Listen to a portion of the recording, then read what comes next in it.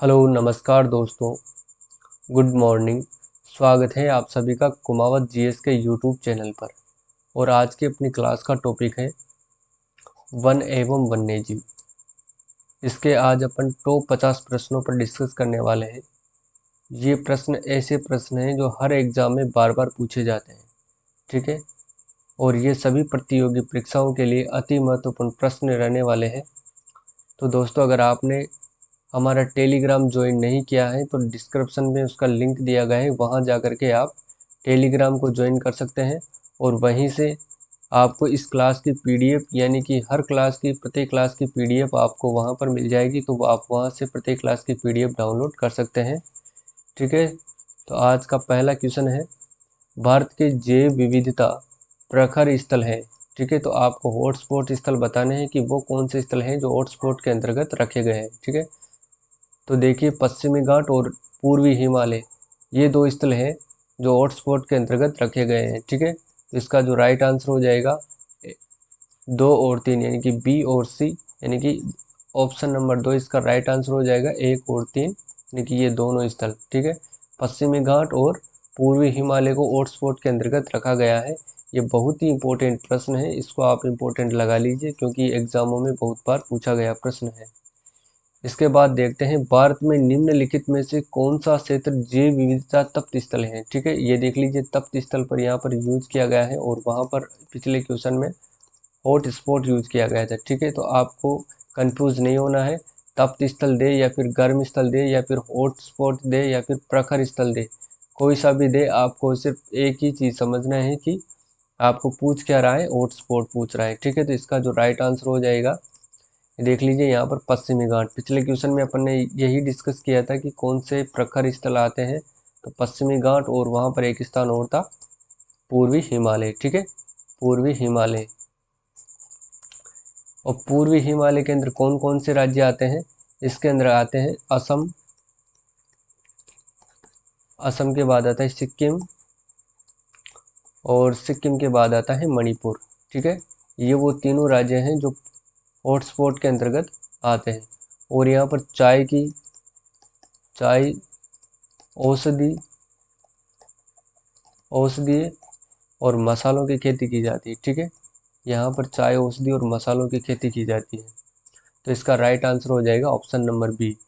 एक बार और फिर देख लीजिए कि हॉटस्पॉट स्थल के अंतर्गत कौन कौन से स्थल आते हैं, पश्चिमी घाट एवं पूर्वी हिमालय। और पूर्वी हिमालय के अंतर्गत असम, 3 स्टेट आते हैं, असम, सिक्किम और मणिपुर। इन स्थानों पर चाय, औषधियाँ और मसालों की खेती की जाती है, ठीक है। समझ में आ गया होगा।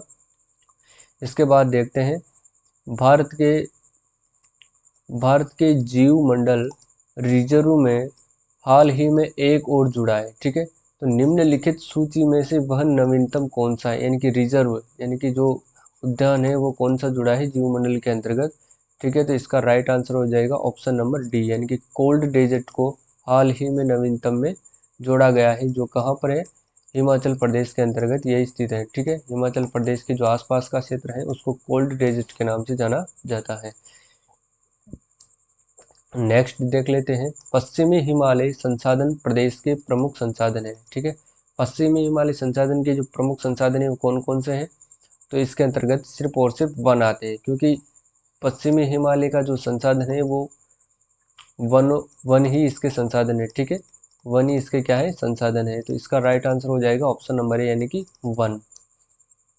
नेक्स्ट देख लेते हैं अब, निम्नलिखित में से किस राज्य निम्नलिखित में से किस राज्य के वनों का वर्गीकरण अर्ध शुष्क, यानी कि अर्ध उष्ण कटिबंध के रूप में किया जाता है, ठीक है। इसका जो राइट आंसर हो जाएगा,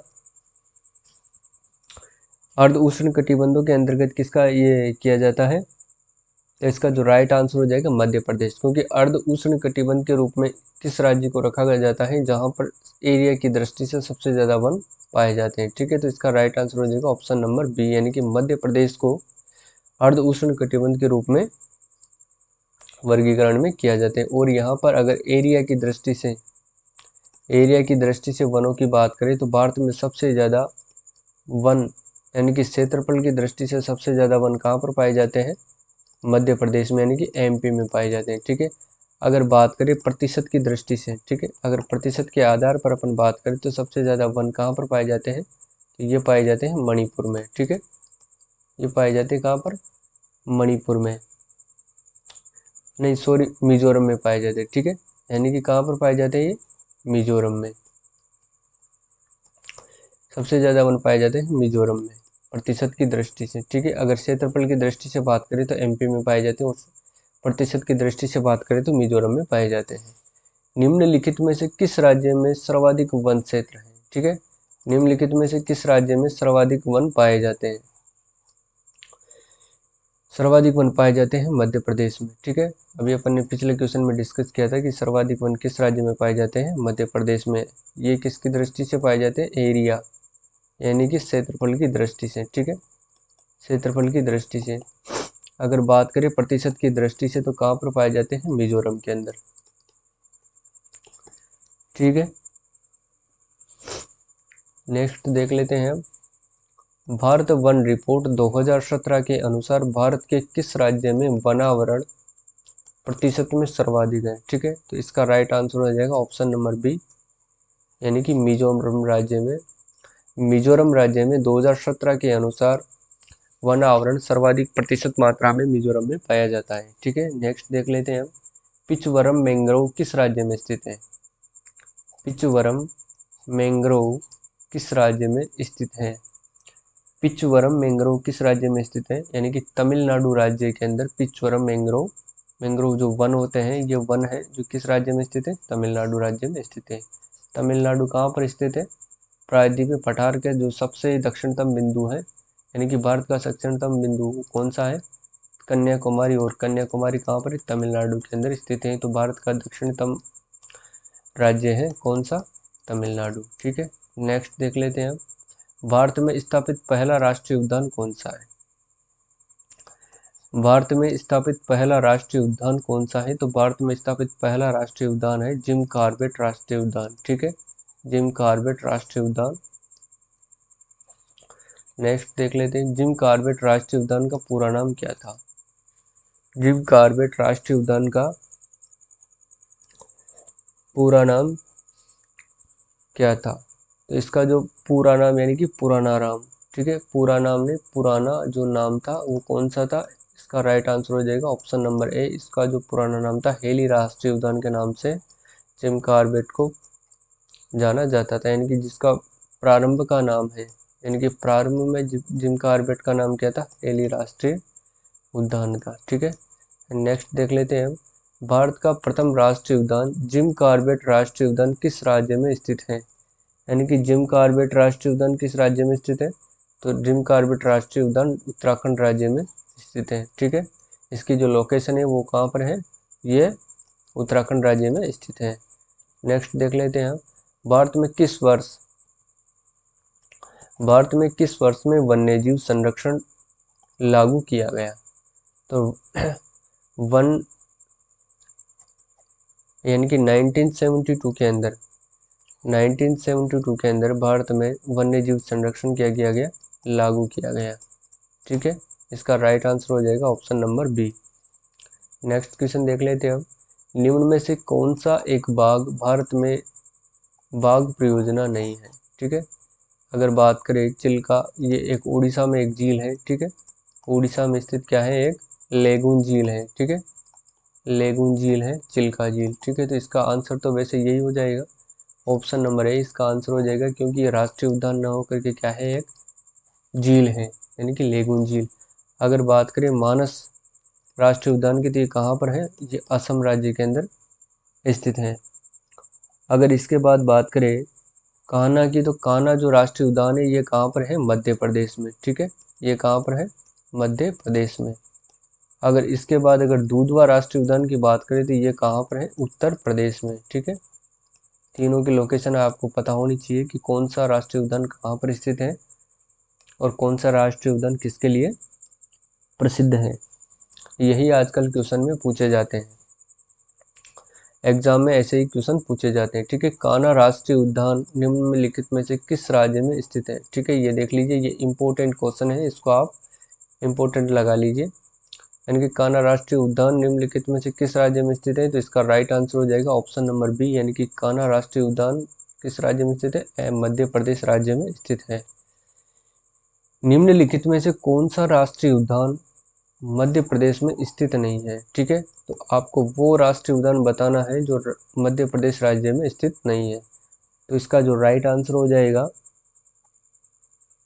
इसका राइट आंसर हो जाएगा 4 नंबर, यानी कि ताडोबा। ये वो राष्ट्रीय उद्यान है जो मध्य प्रदेश में स्थित नहीं है। जबकि बांधवगढ़, पेंच और कान्हा व्यास तो आपने देखा ही था। ये सभी के सभी राष्ट्रीय उद्यान किस राज्य में स्थित है? मध्य प्रदेश राज्य में स्थित है। इसका राइट आंसर क्या हो जाएगा? ताडोबा। ठीक है, नेक्स्ट देख लेते हैं हम। पादप जीवाश्म राष्ट्रीय उद्यान, यानी कि पादप जीवाश्म राष्ट्रीय उद्यान मध्य प्रदेश के किस जिले में स्थित है? ठीक है, मध्य प्रदेश के किस जिले में स्थित है? तो ये स्थित है, पादप जीवाश्म राष्ट्रीय उद्यान मध्य प्रदेश के किस जिले में स्थित है? तो ये स्थित है मांडला जिले के अंदर। ठीक है, ये जिले में किस जिले में स्थित है? मध्य प्रदेश के मांडला जिले में स्थित है। ठीक है, यानी कि मध्य प्रदेश के मांडला जिले में पादप जीवाश्म राष्ट्रीय उद्यान स्थित है। अब नेक्स्ट क्वेश्चन देख लेते हैं। अभ्यारण्य राइनो के लिए जाना जाता है। ठीक है, तो राइनो का जो अर्थ होता है वो क्या होता है कि एक सींग वाला गेंडा। ठीक है, एक सींग वाला गेंडा, इसको क्या बोलते हैं? राइना भी बोला जाता है। ठीक है, तो ये कहाँ पर पाया जाता है? काजीरंगा राष्ट्रीय उद्यान के अंदर पाया जाता है। ठीक है, और काजीरंगा जो राष्ट्रीय उद्यान है, काजीरंगा राष्ट्रीय उद्यान कहाँ पर स्थित है? असम के अंदर स्थित है। ठीक है, ये कहाँ पर स्थित है? असम में स्थित है। ठीक, नेक्स्ट क्वेश्चन देख लेते हैं। काजीरंगा राष्ट्रीय उद्यान प्रसिद्ध है। अब काजीरंगा राष्ट्रीय उद्यान किसके लिए प्रसिद्ध है? काजीरंगा राष्ट्रीय उद्यान एक सींग वाले भारतीय गैंडों के लिए प्रसिद्ध है। ठीक है, इसका राइट आंसर हो जाएगा option number B. Next question देख लेते हैं अब। एक सींग गेंडा भारत के किस राज्य के में मुख्य रूप से पाया जाता है? यानी कि वो कौन सा राज्य है जहां पर मुख्य रूप से एक सींग का गेंडा पाया जाता है? तो वो पाया जाता है असम राज्य के अंदर। किस अभ्यारण्य में पाया जाता है? काजीरंगा अभ्यारण्य में। ठीक है, काजीरंगा अभ्यारण्य में पाया जाता है, और असम और पश्चिम बंगाल में। ठीक है, नेक्स्ट क्वेश्चन देख लेते हैं। भारत में हाथी परियोजना का प्रारंभ प्रारंभ किस वर्ष में हुआ था? ठीक है, यहाँ पर 21 कर लीजिए, 21 सॉरी गलती से टाइप हो गया, किस वर्ष में किया गया? तो इसका जो राइट आंसर हो जाएगा 1991 से 92 के मध्य किया गया था। किसका शुभारंभ किया गया था? हाथी परियोजना का। ठीक है, हाथी परियोजना का शुभारंभ किया गया था 1991 से 92 के मध्य में। इसके बाद देखते भारत में याक अधिकतर इस क्षेत्र में मिलते हैं, यानी कि किस क्षेत्र में याक अधिकतर मिलते हैं? यहाँ पर इसकी जगह किस कर लीजिए। ठीक है, किस क्षेत्र में याक अधिकतर मिलते हैं? तो ये मिलते हैं लद्दाख क्षेत्र के अंदर सबसे ज्यादा याक मिलते हैं। ठीक है, लद्दाख, और लद्दाख को हाल ही में क्या बनाया गया है? यानी कि 31 अक्टूबर को 219 को क्या बनाया गया है? यूनियन टेरिटरी, यानी कि केंद्र शासित प्रदेश बनाया गया है। ठीक है, केंद्र शासित प्रदेश लद्दाख को बनाया गया है, और यहीं पर क्या है? ठंडा मरुस्थल पाया जाता है। कहाँ पर? लद्दाख में ठंडा मरुस्थल। नेक्स्ट क्वेश्चन देख लेते हैं। केदारनाथ अभ्यारण्य निम्न के लिए जाना जाता है। ठीक है, केदारनाथ अभ्यारण्य किन के लिए जाना जाता है? तो केदारनाथ अभ्यारण्य कस्तूरी मृग के लिए जाना जाता है। ठीक है, इसका आंसर हो जाएगा ऑप्शन नंबर डी, यानी कि केदारनाथ कस्तूरी मृग के लिए जाना जाता है। निम्नलिखित में से किस राज्य में गल्फ ऑफ मन्नार मेरीन राष्ट्रीय पार्क स्थित है? यानी कि गल्फ ऑफ मन्नार मेरीन राष्ट्रीय पार्क किस राज्य में स्थित है? तो वो है तमिलनाडु राज्य के अंदर स्थित है। तो इसका राइट आंसर हो जाएगा ऑप्शन नंबर बी। नेक्स्ट देख लेते हैं। निम्नलिखित में से किस जनपद में चंद्रप्रभा वन्यजीव अभयारण्य स्थित है? इसका राइट आंसर हो जाएगा ऑप्शन नंबर बी, यानी कि चांदोली जनपद है, उसके अंतर्गत चंद्रप्रभा वन्यजीव अभयारण्य पाया जाता है। इसके बाद देखते हैं डचिगम राष्ट्रीय उद्यान है। डचिगम जो राष्ट्रीय उद्यान है वो कहाँ पर पाया जाता है? तो डचिगम जो राष्ट्रीय उद्यान है वो जम्मू कश्मीर के अंदर पाया जाता है। ठीक है, तो इसका राइट आंसर हो जाएगा ऑप्शन नंबर बी, यानी कि डचिगम राष्ट्रीय उद्यान की लोकेशन किस राज्य में है? जम्मू कश्मीर राज्य के अंदर है। ठीक है, डचिगम राष्ट्रीय उद्यान की। नेक्स्ट क्वेश्चन देखते हैं, बक्सा बाग परियोजना भारत के किस राज्य में स्थित है? यानी कि बक्सा बाग परियोजना भारत के किस राज्य में स्थित है?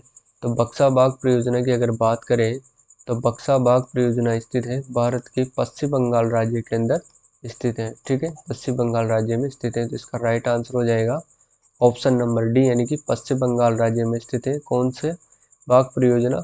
बक्सा बाग परियोजना पश्चिम बंगाल में स्थित है। बक्सा बाग परियोजना पश्चिम बंगाल राज्य में स्थित है। ठीक है, नेक्स्ट क्वेश्चन देख लेते हैं, भारत में बाघ